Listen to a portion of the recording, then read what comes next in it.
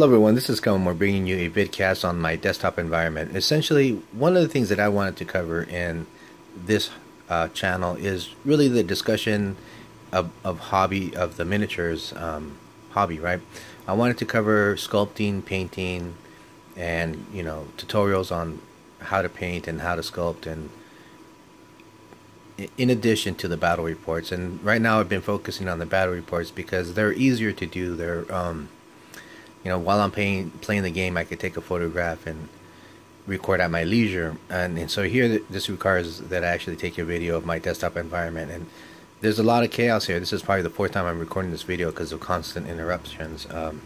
So that said, I want to cover a little bit of everything. I won't get into detail in this video. So the idea of this video is to show you some of the stuff that interests me, some of the things that I'm doing, and kind of putting that out there, and seeing what other products people use. I definitely want to hear from in the comment section, maybe photographs of your desktop environment, or if you're a YouTuber, post a link, show do a response, and kind of show me what you got going on in your workshop. And just in general, I want to promote the sharing of knowledge, and I think that's where I've personally found the biggest growth, is finding out what people are doing and what interests them and what products they're using or what techniques. So what I'm going to do is cover a high level of things that I've kind of evolved and started doing over the years. Won't get into the details, so if there's anything you want me to cover in detail, please post a comment in the links below and I'll go ahead and cover it. But essentially, this is my desktop environment. Has my computer here. It's a shared desktop, which means that I have a lot of my kids coming in here and wanting to use the facilities. Of course, they all have their own computers and they all have their own tablets and other devices, but somehow they always want to use my computer. So let's start with the focus here. Inspiration. And this is kind of this is a website I recently found. It's called Paint and Putty, and essentially it has a collection of probably some of the best sculptors and painters I've seen out there. There's guys that I've talked to in the past where I've seen them grow and develop into full-fledged excellent sculptors, and I think it's pretty neat to see this site. The difference here between this one and Cool Mini or not, seems like everything I found here is geared towards the professional, and everything is quality work. I haven't really seen anything yet that I didn't think was very good. I might not have liked the style, but definitely the work was still good. So this is my own miniature here. This is a trophy that my daughter won for winning second place in state for girls tournament. And over here is a collection of my own miniatures. I keep my putty in here. This is a Magic Sculpt, if you don't recognize it, 2-part epoxy, and so I kind of keep it in here as a way to make it easier for me to make it portable. Some sculpts that I've made here. This is see if you could see it. This is a sculpt of my wife, and so I haven't gotten around to painting that, but eventually one day I will. I got a long list of things I need to paint. This is one of my favorite characters of all time. This is Third the Barbarian, parody of obviously Conan the Barbarian. The paint style that I chose here was kind of inspired by Frank Frazetta. Even though I have my own style, I've always liked to experiment with other people's styles. The base is not done yet, and so that's something that hopefully I'll get done real soon. I got an idea as to what I want, but can't seem to find something that'll give me what I'm looking for. I guess I want to make it gold, like he's in coins, but I can't find anything small enough. My tube of alcohol, I'll cover a little bit more as to why I have such a huge bottle of alcohol, and it's not the good type either. It's kind of for cleaning and whatnot. So this is my airbrush. Great investment. I recommend it for anybody. So I know this isn't kind of like the de facto that everybody uses. I think, or it doesn't have the prestige that the Wada does or the Badger has. But me personally, I like it a lot. I've been able to paint like Clothing, skin, murals on walls, and even in miniatures. I've been able to use this for priming as well as painting miniatures themselves. So I think it's an all-around great brush. It has a lot of versatilities based on the tips that you use. Now they say that you can't go too small on acrylic bases, but they're probably basing it off of arts and craft and not airbrush paints that we use in the miniature world. They have finer resolution of acrylic molecules, and so I find that I could even go a lot smaller than what they claim. You just have to dilute it properly and put the right air pressure. So me, I like this personally because it could be a siphon or a gravity feed, and I like it because I'm left-handed, and if you're right-handed, you could just use the opposite nozzle. So it's a very versatile brush, airbrush. I really enjoy it. This is what I use for cleaning. It's excellent. It fits right into this tip. Fits right into this nozzle here, makes it very easy for cleaning. It's Windex based. I haven't really, I've been using the bottle, but I realized that it's also Windex. So if you want to go on the cheap end, you can just, once you finish the solution, refill it with Windex. And this is probably this high-end contraption you see here is kind of what I use when I want to clean out my airbrush. I find that it's better than the stations. Simply, the stations are great because they're nice and they look stylistic. But this is great because once I'm done with it, I could just throw it away and easily replace it by just punching a hole in here. Easy enough to do. Takes me only about a minute to do so.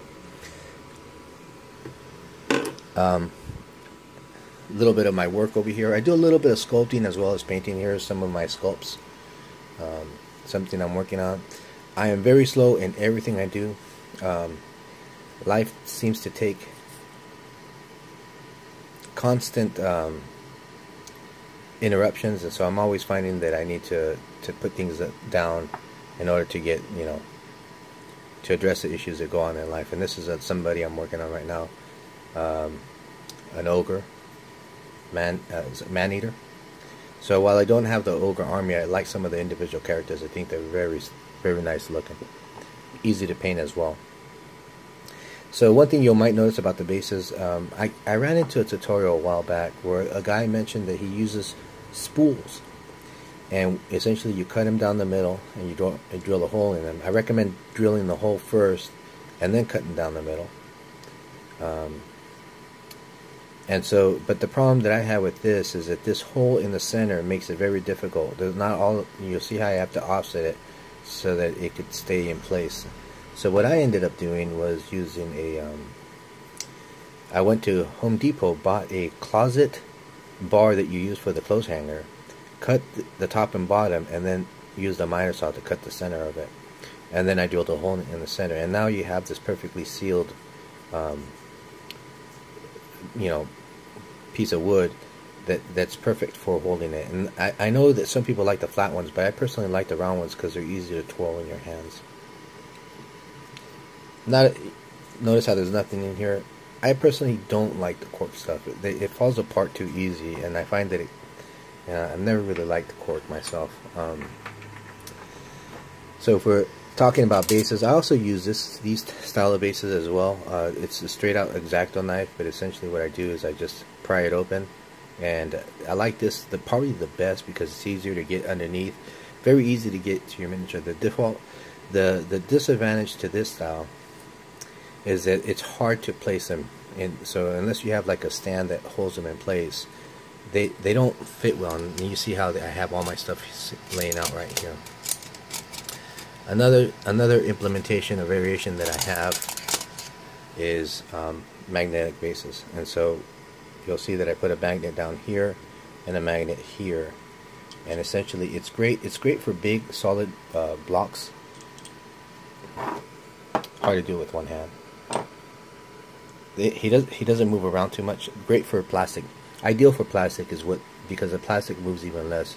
If you have a symmetrical miniature, it's okay. But I've tried to do this with some unbalanced miniatures, and they move around way too much, and so they're not very easy to paint. But this guy is perfectly symmetrical, so it actually works great. I've gone to this one. This is probably my favorite. All around best The problem is that these are hard to get a hold of. These the great thing is I drink a lot of coffee, but I just have to find the right coffee bag, and then I use these clips. And the nice thing about these is that they're solid and they're easy to put in and out, whereas everything takes a little bit to put in and out. My regular paintbrushes here, while I have a huge assortment of paintbrushes, I really come down to using this workhorse here that I've had for almost 10 years now. Just has such it's a sable synthetic. I would even forget the name brand. I can't even find this brand anymore. But it's really, really reliable. And then I always go back to my Wooden Stir Series 7 that are the best brushes out there.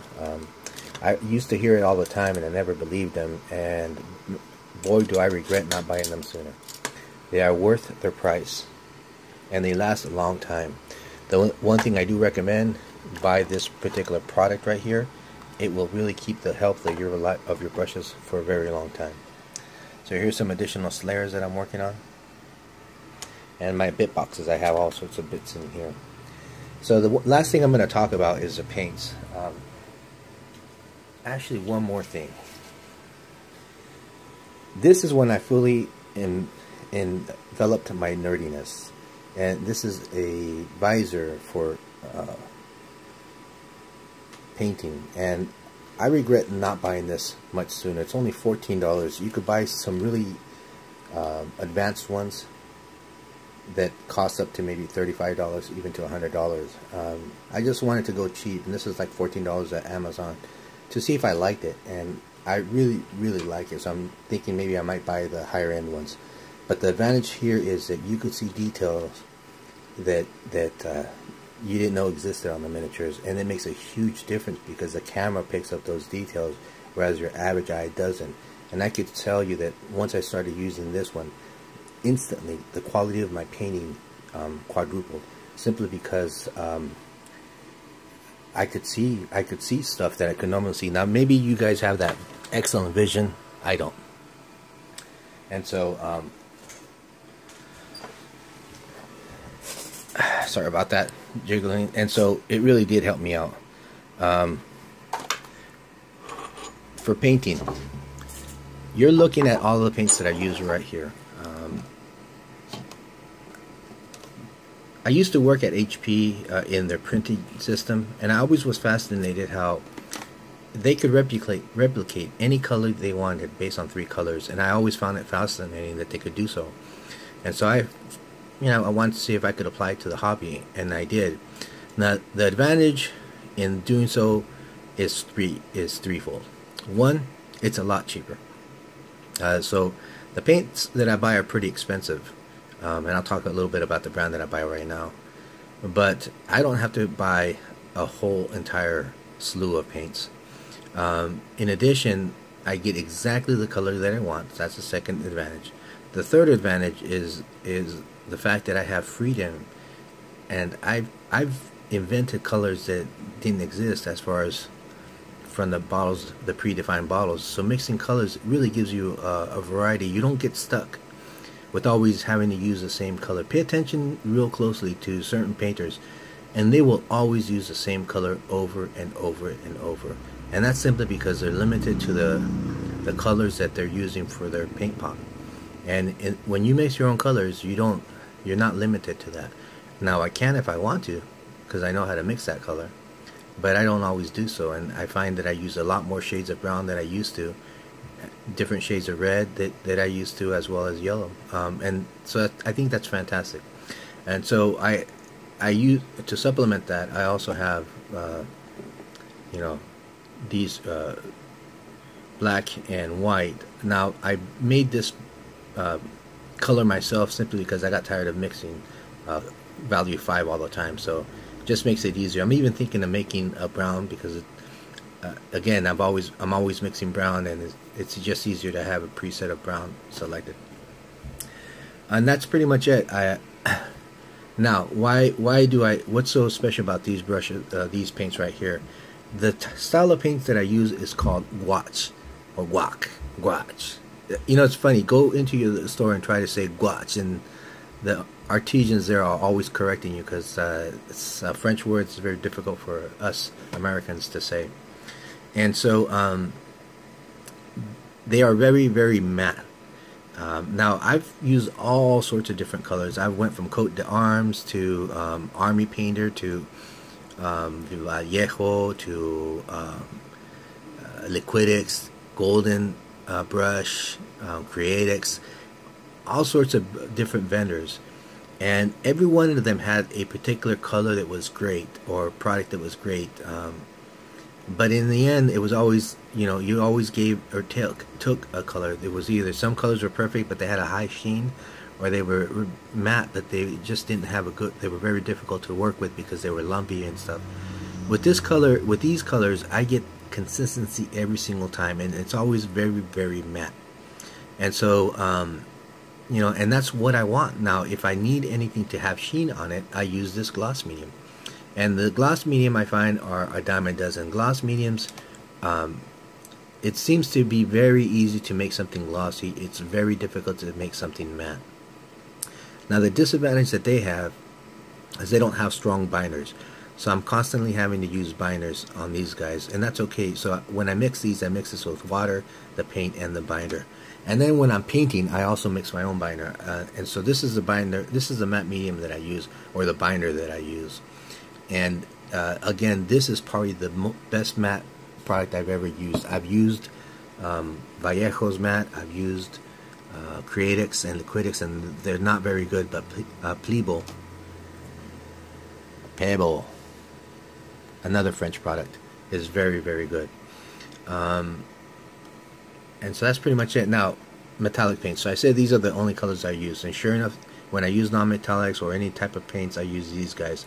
With my rust, I use these guys as well.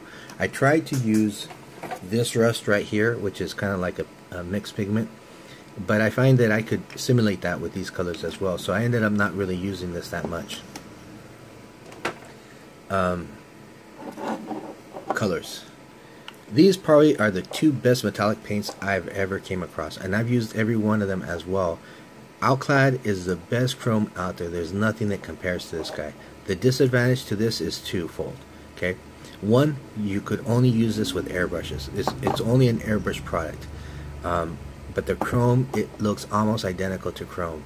The other disadvantage is that this is a lacquer. This is very, very toxic. The first, you always hear people say, hey, use a ventilated system, and I've never really paid attention to that. The first time I used this one, my throat was on fire. And so after that, I make sure that I have the fan blowing, the windows are open, and I have a face mask on to protect my inhaling. And then after that, everything's good. I find that that it's actually too polished, and a lot of times when I try to use it on my dwarves or anything that has a lot of metal to it, I really have to sheen it down and muddy it down to actually get it to look more like steel. Now this guy right here is about equivalent to when I dirtied this guy down. Then this is the next best, and it really has a strong silver.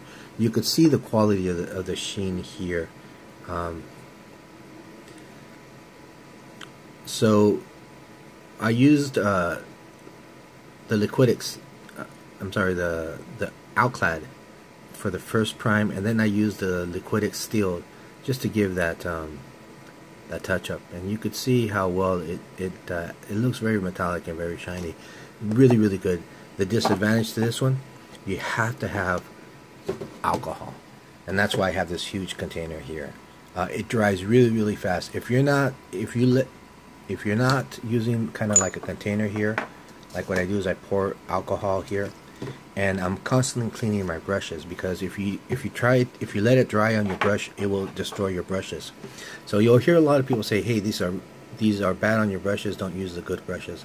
No, I use my Vallejos on these guys. The only thing is you have to constantly be cleaning them while you're painting. You can't let the paint dry on your brush, and trust me, that happens faster than you know. So and that's also why I have this bottle of alcohol here.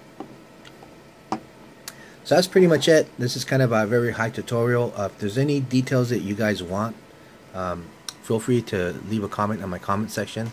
Again, I encourage those to share their desktop. I think that's a great way for us to share synergies as to what we're doing. This is Kelmore signing out. Thank you for listening.